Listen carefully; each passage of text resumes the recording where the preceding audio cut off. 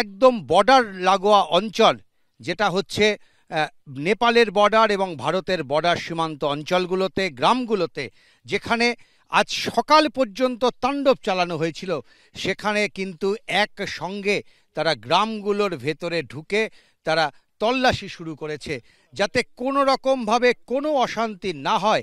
তাই এই গোটা অঞ্চল জুড়ে নেপালের সেনা এবং ভারতীয় সেনা তারা একসঙ্গে টহলদারি চালাচ্ছে।